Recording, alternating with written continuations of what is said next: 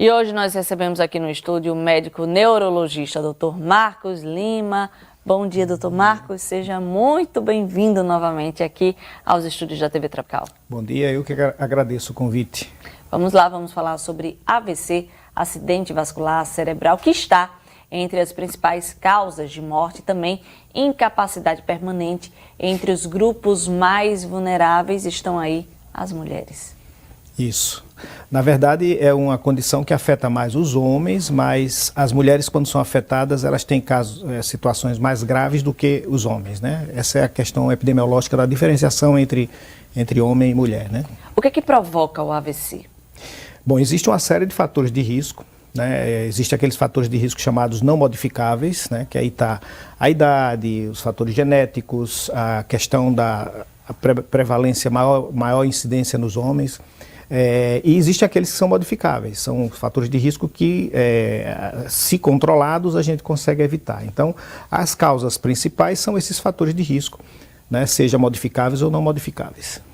Fatores hormonais como gravidez, uso de anticoncepcionais e menopausa elevam o risco de ocorrência?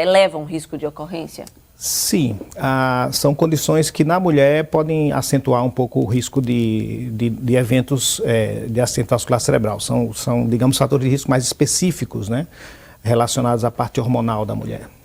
Quais são os sintomas do AVC? Bom, é um quadro súbito de perda funcional do cérebro, né, de uma determinada região que está sofrendo ou por uma isquemia, ou seja, por falta de circulação naquela região, ou por uma ruptura de uma artéria que aí nós chamamos de acidente vascular cerebral hemorrágico. A primeira seria o acidente vascular isquêmico. Portanto, o quadro é um quadro súbito, né, de perda funcional, que pode ser através de um problema na fala, dificuldade para se expressar, dificuldade para compreender, dificuldade na articulação das palavras, alterações na visão súbitas, dificuldades de mover um braço, uma perna, dormência de um lado do corpo, vertigem, tonturas. Às vezes a gente pensa que está tendo uma crise de labirintite, mas na verdade aquele quadro pode ser um acidente vascular cerebral. Alterações visuais, quando eu falo alterações visuais, não só perda visual, mas visão dupla, tudo isso de início súbito é o que caracteriza o acidente vascular cerebral.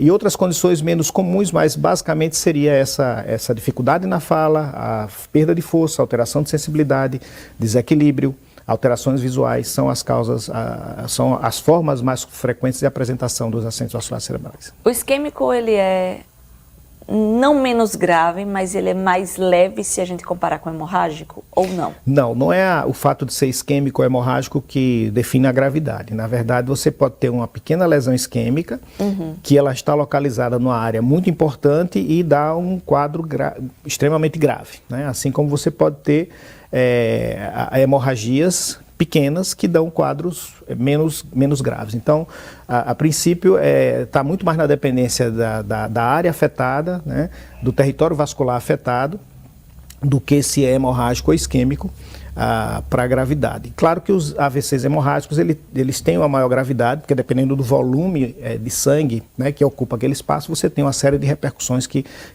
transformam aquele quadro em um quadro mais grave.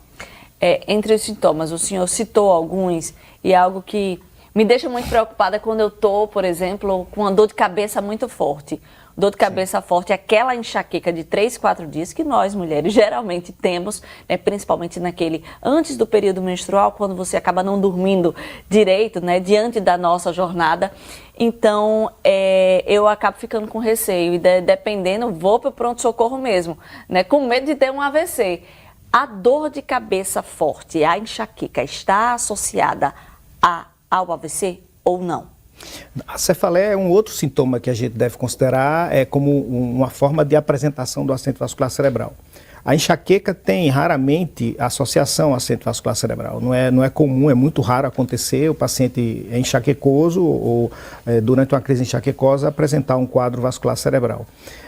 Assim, a cefaleia, quando ela muda a forma de apresentação no paciente enxaquecoso, né, aquele paciente que tem crises já bem reconhecidas com os sintomas acompanhantes à dor, e de repente ela muda a forma de apresentação, é uma dor mais forte, súbita, explosiva.